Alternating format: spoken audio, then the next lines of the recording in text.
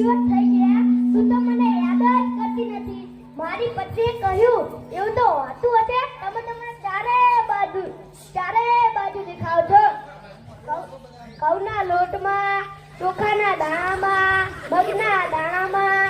મને તો સાલું ચાટકો લાગ્યો કે હું તને છું કે તને રૂ. કાગડા બધે કાળા જ હોય. એટલે તમને એક બીજી વાત કહું. એક દિવસ હું મારી સાસરીમાં ગયો હતો. મારી સાસરીએ મને 8 દિવસ સુધી પાલકની ભાજી ખવડાવી અને 9મા દિવસે પૂછ્યું, એ જમારા તમારા માટે શું બનાવું?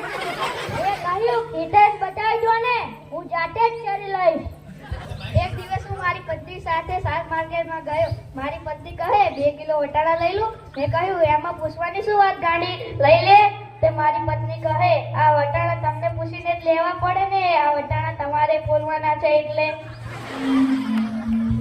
અલ્યા બાઈઓની વાત કેમ માંડો છો? અત્યારે તો ફોન આવી ગયા એટલે પત્નીઓ નથી ગાંઠતી કે છોકરાએ નથી ગાંઠતા. ફોન આવ્યો એટલે કોમ્પ્યુટરે ગયું, ફોન આવ્યો એટલે ઘડિયાળે ગઈ, ફોન આવ્યો એટલે કેમેરો ગયો, ફોન આવ્યો એટલે ટપાલે ગઈ, ફોન આવ્યો એટલે નિરાતે ગઈ, અને જો આપણો ફોન આપણા બૈરાના હાથમાં આવ્યો તો આપણે ગયા.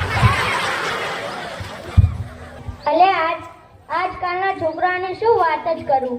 એક દિવસ મારા ટીનિયાના સાહેબે પ્રશ્ન પૂછ્યો કે 15 ફળોના નામ જણાવો. મારા ટીનિયાએ જવાબ આપ્યો, 1 સફરજન, બીજું ચીકુ, ત્રીજી કેરી અને 1 ડઝન કેળા. થઈ ગયા ને 15 ફળો.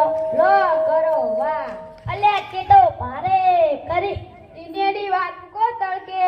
આપણી જ વાત કરો ને. આપણે જ્યારે જન્મી છે ત્યારે માં કહે નાક મારા જેવું છે, મામા કહે હાસ્ય મારા જેવું છે, નાના કહે કાન મારા જેવા છે, અને આપણે મોટા થઈને ના કરવાનું કામ કરીએ ત્યારે બધા કહે આરામખોર કોના જેવો છે. અલ્યા તમને એક સિંહિયાની બીજી વાત કહું. એક દિવસ મારે ચા પીવો હતો. મારી પત્નીને મેં કહ્યું, ઓલી ચા તો બનાવ. મારી પત્નીએ કહ્યું કે દૂધ તો ફાટી ગયું છે. મારો ટીનિયો બોલ્યો, લાય મમ્મી દૂધ લાય, હું હાલ જ દરજીના ત્યાં જઈને દૂધ સંધાઈ આવું.